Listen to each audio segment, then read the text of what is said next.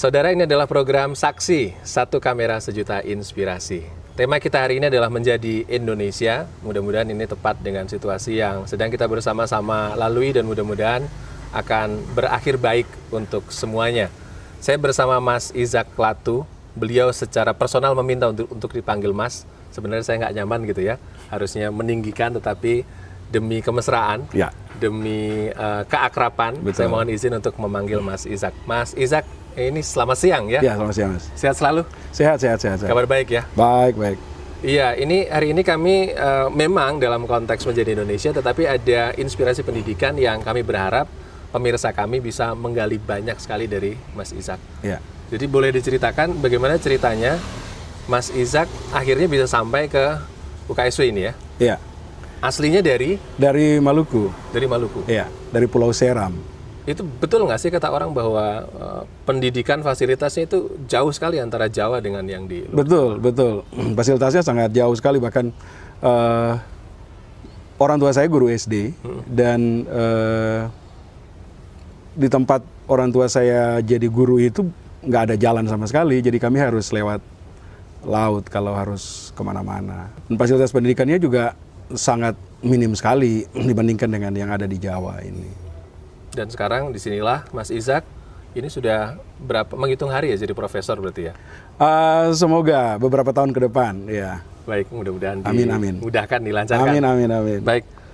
Dari itu berarti di Maluku sampai kelas saya sampai lulus SMA di Maluku. Ibu kota tempat saya tinggal itu namanya Masohi. Masohi, ya. Ya, itu Maluku Tengah.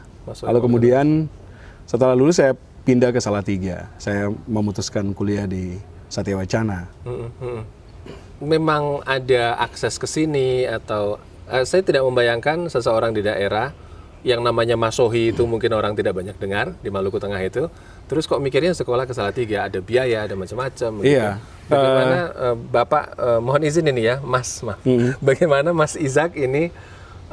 Saya berharap sekali bisa menginspirasi banyak teman-teman yang sebenarnya kuliah itu, aduh beratnya minta ampun gitu. Itu gimana ceritanya dari Masohi bisa sampai ke Salatiga? Tadi saya bilang orang tua saya guru SD dan mereka sebenarnya nggak mau karena kalau kuliah ke Jawa itu biayanya sangat besar sekali. Kita berlima, saya anak nomor 4 dan kakak-kakak saya masih sekolah yang lain. Jadi, tapi saya sangat ingin di Salatiga karena waktu itu ada nama-nama besar seperti Ari Budiman, John Titale, George Adi Condro, nama-nama besar yang waktu itu dikenal orang di mana saja dan ada di Satya Wacana. Alasan kedua sebenarnya alasan keindonesiaan itu karena saya punya teman baik, anaknya transmigran di kebun karet.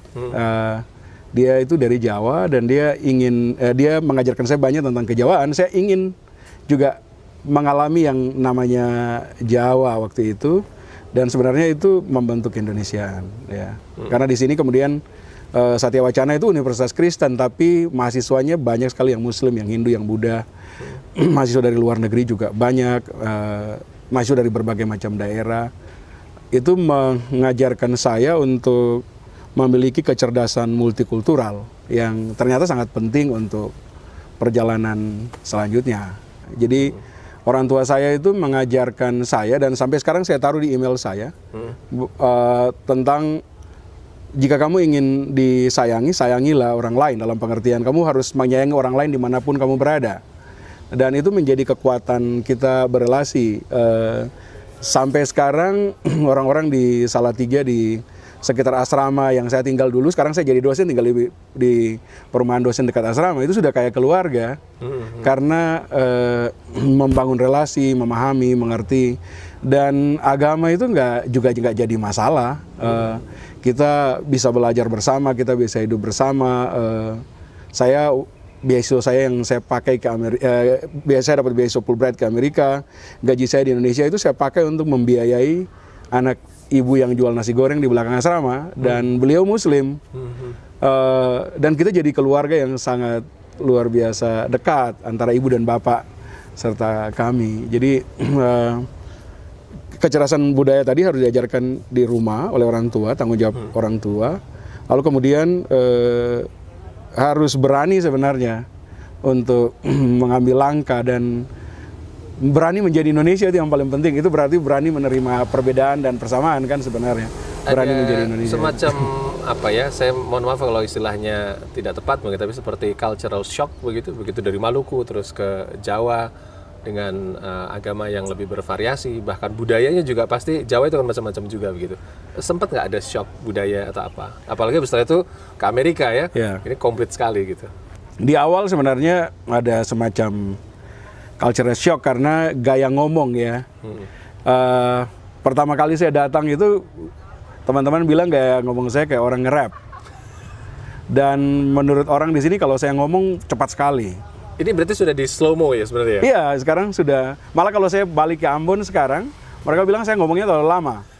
Jadi terlalu lambat gitu. Yeah. Nah, itu sebenarnya pergaulan kita dengan teman-teman yang lain lalu membuat yang cultural shock itu menjadi berkurang. Nah, itu sebenarnya juga jadi kekuatan bagi saya ketika belajar di Amerika waktu saya S3.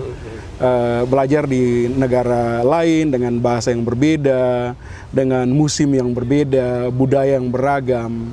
Nah, kecerdasan multikultural, kecerdasan menjadi Indonesia tadi itu sebenarnya menjadi kekuatan saya juga untuk berrelasi pada level internasional sebenarnya. Dan itu nggak berbeda ternyata? Nggak berbeda. Sama. Prinsipnya kalau kita ingin dimudahkan, mudahkan orang lain. Kalau kita pengen disayangi, sayangi orang lain. Itu prinsip yang berlaku universal. Dimanapun. Di mana saja. Sampai ke Amerika. Iya. Ini berarti saya mau dipertegas saja Pak, dari Maluku ke sini sendirian. Sendiri. Nggak kenal siapa-siapa. Pokoknya. Di sini ada kakak kelas saya satu orang waktu itu. Bukan saudara, hanya kakak kelas. Kenalnya setelah di sini? Kenalnya dikenalkan guru dari sana, tapi belum kenal waktu itu. Kenalnya lebih dekat waktu di sini. Dari sana naik kapal,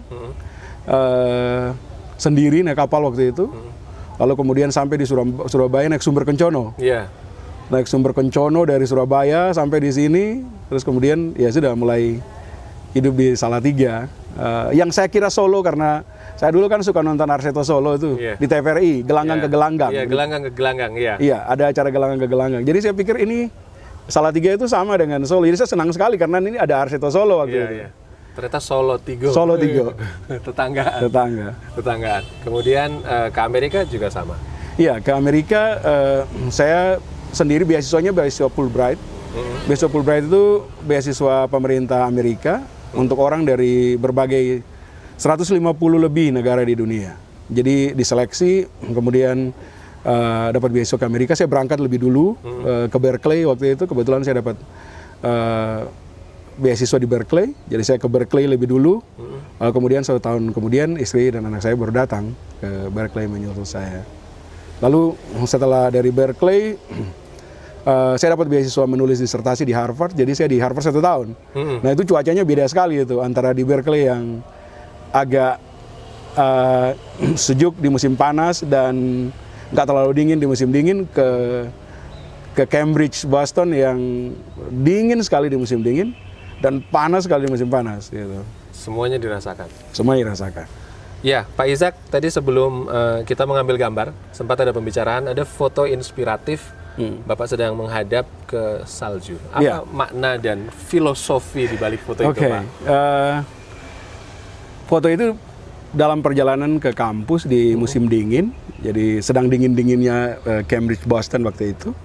Lalu saya ke kampus bersama dengan teman saya orang Aceh, sama-sama beasiswa yang sama.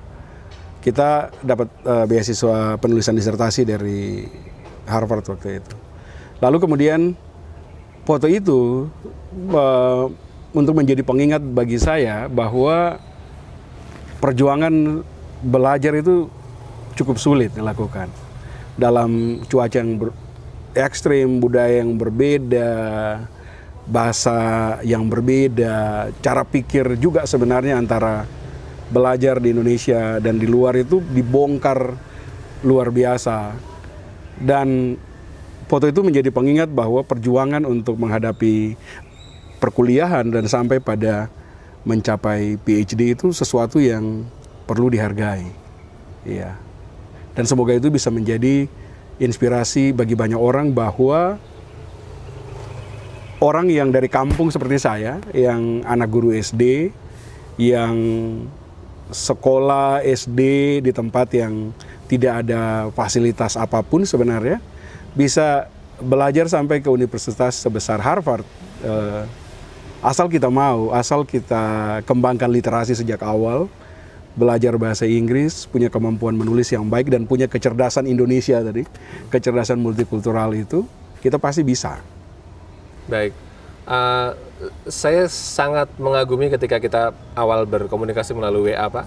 Ada istilah matur nuwun, monggo, dan itu saya bahkan tidak bisa membayangkan akan sangat Jawa sekali begitu. Walaupun saya yakin ketika Bapak sudah kembali juga Bapak akan menyesuaikan kembali seperti kampung halaman. Betul. Kerelaan hati untuk mengalah begitu, bahwa di sini tanah dipijak, di sini langit dijunjung begitu, kurang lebih begitu. Bagaimana mengalahkan ego batin? Karena biasanya orang ya saya ini saya gitu. Pak Ishak kayaknya enteng banget, dan tadi Bapak bahkan mengatakan sekarang ngomongnya sudah lambat gitu. Iya, betul. Itu kan bentuk negosiasi yang sebenarnya nggak semua orang mudah melaluinya. Betul. Mohon diceritakan Pak proses atau perjuangan yang Bapak lalui. Betul, terima kasih Mas. Itu pertanyaan yang sangat menarik sekali. Karena bagi saya tadi yang kemudian kita bingkai dia dalam sebuah konsep kecerdasan Indonesia tadi, itu perlu dimiliki karena kita bertemu dengan perbedaan. Nah, setiap kali kita bertemu dengan perbedaan kan kita harus melakukan negosiasi. Kita tidak bisa memaksakan nilai kita kepada orang lain, seperti orang lain tidak bisa memaksakan nilai orang lain kepada kita. Jadi akhirnya yang terjadi adalah semacam ruang ketiga antara kita dan orang lain. Yang itu yang kemudian menjadi kecerdasan Indonesia tadi. Nah, selain itu karena saya memang ingin sekali belajar bahasa di mana saya ada. Di sini saya belajar bahasa Jawa itu dari para pekerja di asrama UKSW, dari para yang pembersih, yang tukang potong rumput. Di Amerika saya belajar bahasa Spanyol dari janitor yang biasa cleaning service. Nah, waktu di Harvard itu ada cleaning service yang sampai nangis karena dia merasa baru kali ini ada mahasiswa S3 yang ajak dia ngomong. Karena jarak yang jauh antara mahasiswa dan cleaning service di sana. Jadi itu kemudian membuat kita bisa belajar dari siapa saja sejauh kita punya kerendahan hati untuk bersedia menerima perbedaan, menegosiasi perbedaan-perbedaan kita, dan kemudian menjadikan kita orang yang sangat punya kecerdasan Indonesia tadi. Kalau kita ngomong dengan orang Jawa, kita bisa pakai bahasa Jawa. Kalau kita ngomong dengan orang Manado misalnya, kita bisa pakai juga bahasa Manado. Saya juga bisa logat Papua yang sangat baik, sedikit-sedikit bahasa Batak. Karena itu konsekuensi dari menjadi Indonesia. Menjadi Indonesia adalah menerima semua perbedaan-perbedaan yang ada dan berusaha belajar dari semua perbedaan yang ada. Nah, itu yang kecerdasan Indonesia tadi itu. Baik. Dan saya tetap melihat otensitas, originalitas dari Mas Ishak untuk tetap Ambon ya? Iya, tetap Ambon. Ambonnya tetap? Tetap. Menyantuni yang lain tapi jati dirinya tidak hilang. Betul. Itu boleh saya terjemahkan Indonesia versi Mas Ishak? Dengan senang hati Mas, terima kasih. Baik. Kita kembali ke pendidikan Mas. Berarti S2, S1 di ini UKSW. Kemudian S2-nya di? Saya S2 di CRCS UGM, Center for Religious and Cross Cultural Studies. Kira-kira terjemahannya apa itu yang? Pusat Studi Agama dan Lintas Budaya di Gajah Mada. Angkatan pertama dibuka tahun 2000 atas inisiatif Gus Dur waktu itu untuk membuka sebuah program studi semacam religious study, studi agama yang tidak ditempatkan di universitas beragama, ditempatkan di universitas negeri seperti UGM. Umum gitu ya? Umum. Dan semua orang belajar agama secara objektif dalam konteks itu. Nah, itu saya di situ angkatan pertama dan kebetulan saya alumni pertama dari program studi itu. Ya. Siapa orang yang saya nggak bilang berpengaruh ya, tetapi yang paling diingat, paling berkesan? Kalau di sini tadi kan ada nama-nama besar, misalnya 3 di Gajah Mada. Saya percaya tidak sedikit juga. Siapa yang masih diingat dan apa yang menurut Mas Ishak itu perlu kita tahu bersama dalam konteks merawat keindonesiaan, dalam konteks belajar kecerdasan Indonesia seperti versi Mas Ishak. Kebetulan waktu itu saya beruntung diajar oleh Buya Safi Ma'arif.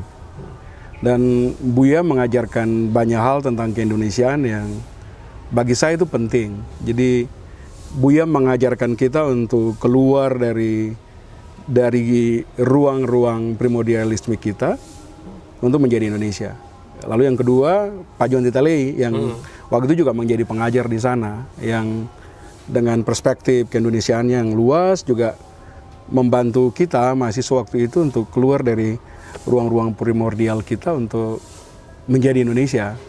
Jadi primordialisme di satu sisi tidak bisa ditinggalkan, tapi kita harus naik ke tingkatan yang lebih tinggi, yaitu tingkatan nasionalisme.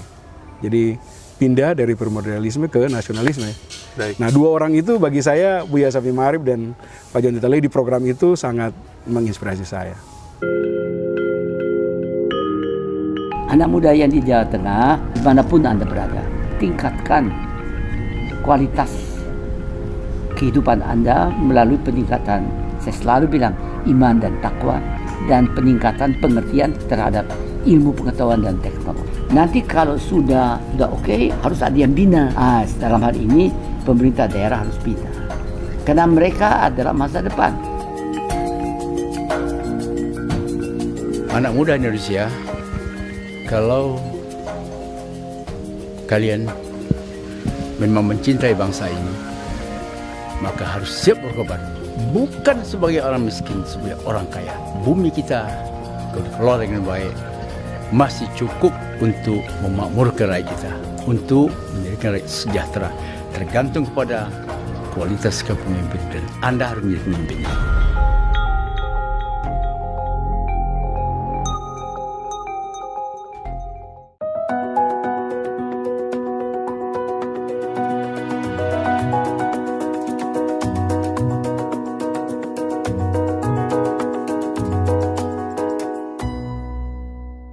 Baik, saudara, selamat datang kembali di program Saksi, dan saya masih bersama Mas Izak Latu di UKSW, Universitas Kristen Satya Wacana. Mas Izak, ada perjuangan tertentu, tadi kita sempat bahas bagaimana sebatang kara akhirnya kenal kakak kelas di Salatiga, di Jawa ya. Yeah. Kemudian ke UGM, saya percaya itu sudah lebih kompleks lagi, akhirnya memberanikan diri ke Amerika. Yeah. Itu tempat di mana semua mimpi menjadi nyata. Betul. Katanya ya, dan ini salah satu buktinya. Mohon cerahkan kami dengan solusi. Maksud saya pasti ada permasalahan yang sebegitu berat saat itu, atau meninggalkan keluarga, bisa jadi apa saja. Kemudian solusi apa yang dipilih sehingga barangkali kami tidak serta-merta mencontek atau mengcopy solusinya, tetapi secara umum kalau kami punya masalah, kami punya bekal. Ada yang sudah mengalami dan melewati. Betul Mas. Nah, persoalan paling berat sebenarnya di awal di Amerika adalah adaptasi dengan bahasa Inggris akademik. Jadi di sini kita punya bahasa Inggris yang setiap hari bagus, tapi ketika masuk dalam ruang akademik itu bahasa Inggrisnya bisa jadi tantangan tersendiri, terutama di bagian menulis. Ya. Saya pernah diminta pembimbing untuk betul-betul belajar menulis, dan saya ambil itu sebagai bagian dari motivasi. Saya sudah sampai di Amerika sebagai anak Indonesia, saya harus buktikan saya bisa. Dan saya belajar, semester berikutnya dia bilang, kamu dapat kemampuan menulis dari mana nih? Selama musim dingin waktu itu saya nggak kemana-mana, saya hanya belajar menulis. Yang kedua, profesor-profesor di sana sering mengeluh tentang kelemahan abstraksi anak Asia, termasuk anak Indonesia. Jadi kita kadang menulis dalam konteks internasional itu hanya membawa informasi Indonesia menjadi data. Jadi tulisan-tulisan kita itu datar-datar, hanya deskriptif saja. Padahal profesor di sana mau dalam level pendidikan yang paling tinggi, kita harus mengkritisi teori yang ada dan kemudian menghasilkan pendekatan baru, teori baru dengan data Indonesia kita. Sehingga kemudian orang mengingat Indonesia, orang mengingat teori kita, dan kita tidak hanya sekedar menjadi konsumer dari teori-teori besar. Jadi tantangan yang paling luar biasa, di Indonesia kan kita sering kalau bicara tentang teori besar itu sudah luar biasa, di sana tidak. teori besar itu dikuasai, itu dipahami, tapi harus dicari kelemahannya seperti apa. Lalu kemudian kita menghasilkan apa dari Indonesia kita. Membawa Indonesia ke level internasional lewat diskursus pendidikan, lewat teori-teori yang kita punya, kita bikin dari Indonesia untuk dunia internasional. Boleh dikasih contoh satu atau dua misalnya? Teori yang saya bangun adalah bagaimana dialog agama berbasis tradisi lisan. Itu nggak ada orang di dunia yang bikin itu, hanya saya. Jadi kalau dalam bahasa Inggrisnya disebut sebagai oral based interreligious engagement. Itu nggak ada teorinya yang lain, itu hanya saya yang bicara itu. Dan itu diambil dari lokal sini ya? Diambil dari keindonesiaan kita. Ya. Iya. Apa itu Pak? Misalnya seperti konsep apa? Seperti misalnya di Maluku itu ada lagu, ada di Jawa ini ada jaranan, wayangan. Nanti bulan Agustus 2019 ini saya akan presentasi makalah saya di Masyarakat Sosiologi Agama Dunia tentang bagaimana jaranan, wayang itu bisa menjadi kekuatan demokratisasi di aras lokal yang berpengaruh terhadap relasi-relasi lintas agama berbasis tradisi lisan. Jadi tidak hanya bicara tentang teologi atau filsafat, tetapi bagaimana kekayaan budaya itu menjadi perekat kita, termasuk halal bihalal misalnya, saparan dan lain-lain itu menjadi kekuatan data yang saya angkat menjadi teori dan kemudian menjadi masukan untuk dunia sekarang ini, karena belum ada sebelumnya orang yang kembangkan dialog agama berbasis tradisi lisan. Itulah Indonesia. Itulah Indonesia. Baik. Itu kecerdasan Indonesia tadi itu. Baik. Mohon Bapak berkenan mencerahkan adik-adik kita, ada mahasiswa Bapak, ada anak-anak perantauan, anak-anak yang pejuang-pejuang muda, termasuk juga yang mungkin saat ini justru sedang terpuruk begitu. Iya. Mungkin dia patah hati karena ternyata biayanya tidak ada, orang tua tidak bisa, atau kegagalan dia untuk memburu satu beasiswa itu kandas, tapi itu cukup membuat dia kapok gitu Pak. Nah, apa yang Bapak bisa berikan untuk adik-adik, anak-anak muda yang ada di Jawa Tengah, terutama Pak, tapi di mana saja? Betul. Saya itu beasiswa Fulbright yang saya dapat itu beasiswa ketiga yang saya coba. Saya coba Fulbright pertama tidak lulus. Saya coba beasiswa ke Belanda satu kali sampai wawancara finalis, kita 4 orang tinggal ambil 2. Lalu yang terakhir ini. Tapi saya waktu itu sudah bermimpi bahwa saya harus sekolah sampai jauh. Saya harus belajar di negeri yang jauh untuk memberikan sesuatu bagi Indonesia. Harus belajar dan kembali ke Indonesia. Saya tidak pernah berpikir untuk belajar kemudian tinggal di sana, tapi harus belajar dan kembali memperkuat keindonesiaan kita. Nah, bagaimana kita yang saya misalnya yang anak guru SD dari kampung bisa belajar sampai di Harvard waktu itu? Yang pertama, kemampuan kita untuk punya kecerdasan multikultural, kecerdasan Indonesia tadi. Yang kedua, harus punya kemampuan membaca yang baik, harus punya kemampuan berbahasa Inggris yang baik dan menulis yang baik. 3 itu, kalau itu sudah punya, sebenarnya kita bisa. Dan bagi semua orang yang ekonomi tidak terlalu kuat, seperti saya waktu masa kecil, itu bukan jadi soal, karena sekarang beasiswa banyak. Beasiswa itu akan datang kapan saja. Saya bilang ke teman-teman saya bahwa saya, waktu saya masih S1, saya belajar bahasa Inggris. Tujuannya apa? Tujuannya supaya saya dapat kesempatan beasiswa. Tapi kalau kesempatan itu tidak datang, setidaknya saya sudah berusaha. Jadi kalau tidak ada, saya berasal dari pantai, jadi selalu diajarin kalau tidak ada angin, dayunglah. Jadi harus mendayung. Dapat ikan mendayung atau enggak, sendiri. bukan urusan kita. Dapat ikan atau tidak bukan urusan saya. Saya juga pemain bola di sini. Waktu kuliah saya kapten tim kampus ini. Saya selalu belajar dari gelandang. Tidak ada orang yang akan kasih bola untuk kamu cetak gol sendiri. Kamu harus berusaha dapat bola, harus berusaha kerja keras untuk cetak gol. Gak ada lawan yang datang taruh bola, kemudian kamu cetak. Gak ada kayak gitu. Mas Ishak, terima kasih. Saya Sama-sama, secara Mas. pribadi Matur suwun sangat. ilmu yang saya bisa curi, dan mudah-mudahan saya berharap Anda yang di rumah juga bisa mengambil syukur banyak gitu ya, tapi sedikit saja. Mudah-mudahan itu akan memberikan kita energi. Kalau versi beliau adalah kecerdasan untuk apa tadi Pak? Kecerdasan Indonesia, kecerdasan multikultural. Kecerdasan multikultural atau kecerdasan Indonesia. Barangkali siapapun Anda, seberapapun usia Anda, setelah mendengarkan wawancara ini bisa mulai mengenali kontribusi apa yang saya bisa berikan untuk Indonesia. Sampai di sini kebersamaan kita di program Saksi. Sampai kita bertemu lagi, terima kasih, sampai jumpa, dan tetaplah terus menyaksikan Saksi di episode yang akan datang. Satu kamera, sejuta inspirasi.